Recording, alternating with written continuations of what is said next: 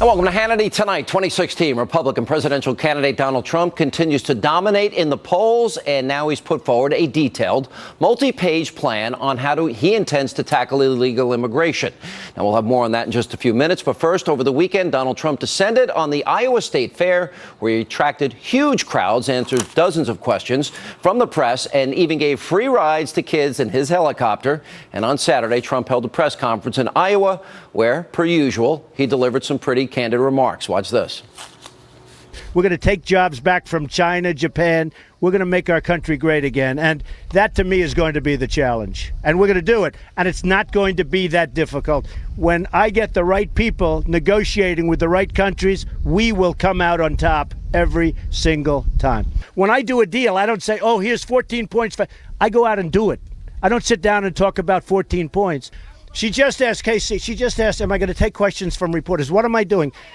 Am I taking questions from reporters? They'll tell you I'm taking questions. By the way, unlike Hillary, this is unlike Hillary. Do we agree? All right, here now is the author of a brand new book. It is about Islam, exposing the truth about ISIS, Al-Qaeda, Iran, and the Caliphate. Founder of The Blaze, former Fox colleague, Glenn. How are you? There he is. How are you, Glenn Sean? Beck. You don't even need an introduction. We'll just say Beck. Oh, yeah, right. How are you? All right, let's start with, you put a Facebook post up on, I think it was Friday. You mentioned me and Coulter and Rush and others. Right. And you wanted an answer. Why don't you tell us the answer, the question that you wanted answered? What I wrote was, and I called you right after, I wrote to you right after I posted it, because you and I are friends, and I wanted to say, I really do want an answer on this. This is not trying to throw anybody under the bus, and it's not trying to throw Trump under the bus. I am really trying to understand how conservatives can look at Donald Trump's record, which he himself self-identifies more as a Democrat than as a conservative or a Republican, and say, that's our guy. Now, I want the American people to decide, and I'm not trying to shut him down. I don't agree with people who want to, kick him out or silence him or whatever. I just don't understand it, because his record is horrendous when it comes to conservative principles. I guess what it's going to come down to, and I know you said on your radio show today, because I read it on The Blaze on your website, that you and I are at an impasse. I think it's about 10 pages. By the way, I typed the whole thing out on my iPhone. I'm sitting there in my daughter's tennis tournament, and I'm sitting there writing you back, and I didn't expect it to go that long, by the way. But I wanted to give you a real, thoughtful answer. And you did. But I don't think you agree with anything I said, so what's the point? No. I do agree. I do agree that our jobs, we see our jobs differently. And we talked about it because, again, you wrote a lot. So there was a lot to agree on. And the things that you said about each candidate, I agree on. And the way you handle things. I'm much more of an opinion guy. And there are candidates that I just don't talk to Jeb Bush. I know what Jeb Bush is going to say. I got it. You have Jeb Bush on because people access these candidates through you. I'm more of an opinion guy. I give a lot of opinions, too. I am genuinely, and I put this in my letter to you, which has gotten, I guess, a lot of media attention. I am currently undecided. And the good thing about the process, I tried to explain this, is we've got 5.5 months. Right. But till February 1, 2016 is when the Iowa caucus is. And I'm currently undecided. I mean, I have favorites. I love Ted Cruz. I like Ted Cruz a lot, too. Right, but if Ted Cruz doesn't go, I'd go to Rand Paul. I'm looking at Rubio. I'm still kicking the tires on Rubio and Walker. But there are others They're that all good people. Everyone you mentioned I like a lot, and I put that in the letter. But there are others that I would not vote for just because I think they're progressive in nature. I believe that Donald Trump is progressive in nature. He looks for the strong government. And more importantly, I think this says a lot. I mean, again, I want to be really clear, because I think what Donald Trump is saying is connecting to people.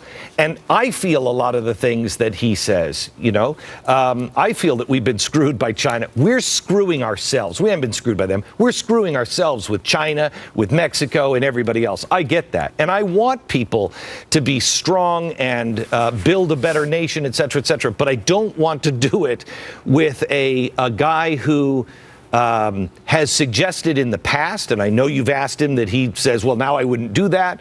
But he has suggested in the past, we just take wealth away from people.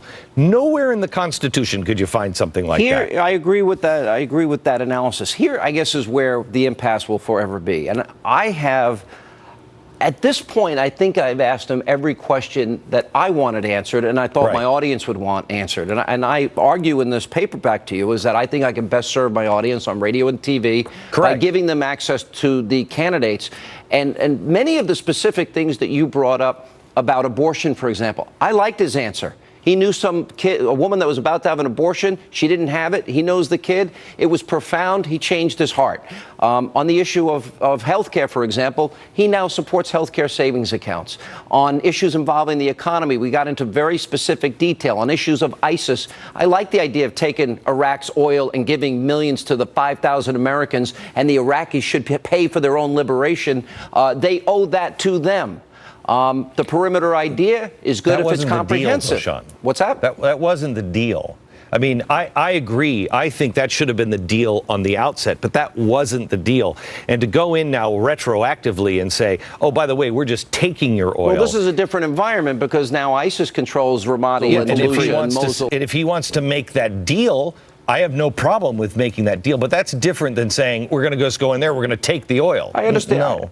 The only thing I would argue back to you, and I think there is a reason for his success, and I think the reason is Republicans are weak and they are timid in Washington especially. The Republican governors have done a lot better. I think they're weak and timid. They have broken so many promises. Americans are fed up. The problems we face are severe. 93 million Americans out of the labor force, 50 million in poverty. We have literally on the world stage, we have exited. And as a result, the world is a less safe place. And I think what he's saying shows strength and conviction. And I don't really care what he said in the past. Where do you stand today? I do. No, I do. Remember, you were a guy who taught me about what Barack Obama said in the past and got me to care about what he said in the past. What somebody says in the past makes a difference. I agree. I will say this. I agree with you on this. CNN played an old clip of me about 6 or 8 months ago, maybe a year ago, saying, if I'm on the other side, you know who the person I agree with, the person I respect on the other side? Bernie Sanders. And it's the same thing. We are so tired with the system. We're so tired with the game playing on both sides. The Democrats are saying, you know what? I'm for socialism. You guys aren't really giving us the real socialism. You're playing this game. Let's go for it. That's what they're doing. Yeah. And the same thing over here. I have a problem with Mr. Trump's character. And because of the things that he has changed, I just don't trust that that's what he really means. He's good in promoting Donald Trump. Yeah, he's good at that. By the way, he's not humble. I mean, you said it. Yes, he's not. And I also think that's an important trait to have. One of the things that really bothers me about Barack Obama is his lack of humility, that Mussolini stance that he does. But here's my take. Maybe this is what I would recommend to you. Maybe we can settle the impasse. Because I've interviewed him and asked him specific questions about Planned Parenthood, asked him about his abortion position, I've asked him about his plan for the economy, I've asked him about his plan to battle ISIS, I've asked him about his past statements, I've asked him about the problems that some conservatives have with him. And I feel over time, this is my take on him, and I think you'll disagree, is that here's a guy that has been very successful, loves the country, sees what both of us see. America in decline, and he is entering the political arena for the first time because he sincerely wants to make the country a better place, and he thinks these people in Washington are dumb and stupid, incompetent, and ambitious. And I think he's right. What part of that do you think I disagree with? Then that's the point. Why don't you interview him? Let's bring him on your program and ask him every question. We've invited him on the radio show, and I have no problem interviewing him. I just don't. My problem is I don't think that he is a guy who has a bad, is going to get in, try to, has bad intent for the nation. Yeah, he's not Barack Obama. He sees the nation the way you and I might see the nation. But that doesn't necessarily mean I agree with his way of getting there. I have not heard Mr. Trump really talk about the Constitution. And I'm not, when you say things like, you know what, well, that's just what we got to do. No. We respect the Constitution first. Where are you on the Constitution? I've never heard him suggest anything that I thought was unconstitutional. Which, taking for example, wealth away, this president, just seizing wealth out of bank accounts is absolutely. And I asked him about that, and he said it was a dumb idea that he would have coupled with a balanced budget amendment that. Again, he made it as a businessman. Maybe I'm giving him more credit for the fact that the things that he said as a businessman and as somebody that was appealing to both sides for business reasons, and I don't have a problem with that. Here's the great thing, Sean. Yeah. You and I we're not gonna solve this. Mr. Trump is going to play out. That's right. And the great thing is, 5.5 months will know. He causes a crowd. People will listen to him and they'll judge. And you and I, we each have one vote just like everybody else. So what happens, he is in control of his own destiny. There's no press person that's going to hurt Donald Trump. All right, I got a break. I got to take a break. Okay, we'll come back. Right. More Glenn Beck right after the break. The only thing I could say to people, because this I didn't expect to get so long-winded.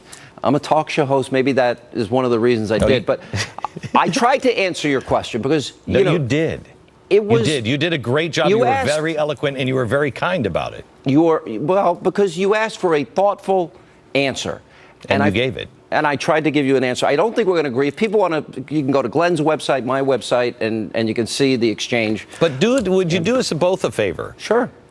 Not you. Have people do both of us a favor and remain civil. Why can't we have a civil discourse? I mean, Sean, I asked questions of Sean. He answered back and asked questions of me, and it was civil, and we're friends. And we've got to be able to, as a country, pull together and be decent to one another and not say, you're the enemy, you're the traitor. It's ridiculous. I think that's good advice, but people's emotions run high. And one of the great things about this country is you can say whatever you want about a public figure, and we have to take it because we're in the business. Yes. And if you can't handle it, then you probably don't belong here. True. You feel the same way I do. I think America's on the precipice. I think we can become Greece. I think without America on the world stage leading, I think the world's in trouble. I worry about this Iranian deal. I worry about the geopolitical ambitions of Putin and the Chinese. I worry about our deteriorating relationship with Israel. So these are important questions we're going to examine in the next 5.5 months. Yeah. If we don't get a good candidate, I'm not sure we recover.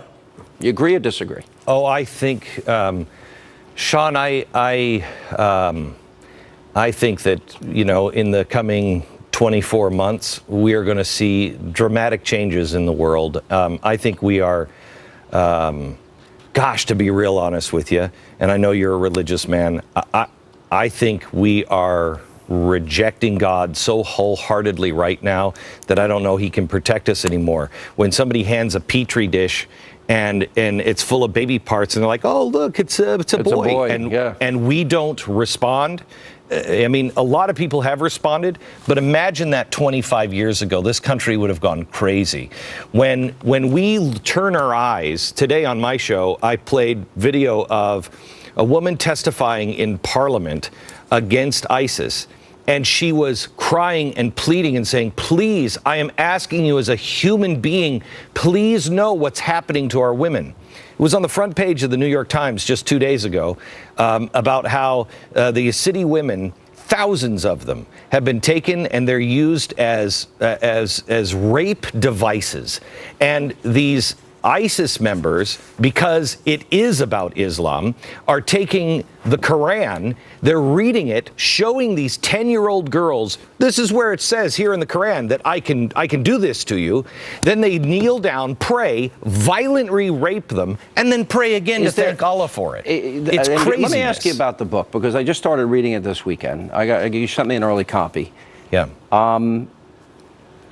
Is this radical Islam? Is this the equivalent of modern-day Nazism? I yes. suggest it is. I would it argue is. that radical mullahs coupled with weapons of mass destruction equals a modern-day Holocaust. Wrong? Oh, yeah. No. This was planted in the book. We talk about the roots that came also from Germany, but this is the Nazis times 10. They have learned from the Nazis. This is if we can't call it by its name and actually point out what they say. I mean, the thing about this book is this is not my opinion.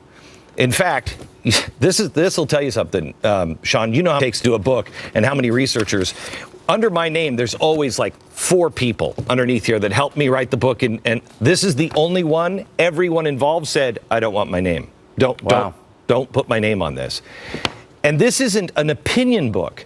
We went to the Quran, we went to the Hadith, we went over to the scholars in the Middle East to say, do we have this understanding right? And we ask, does this give you permission to maim, kill, throw acid on, rape, sell into slavery? Yes, it does. Well, so it's time to stop saying that this isn't about Islam. ISIS is uber Islamic. Uber Islamic, and it's time it's said. Otherwise, we perish.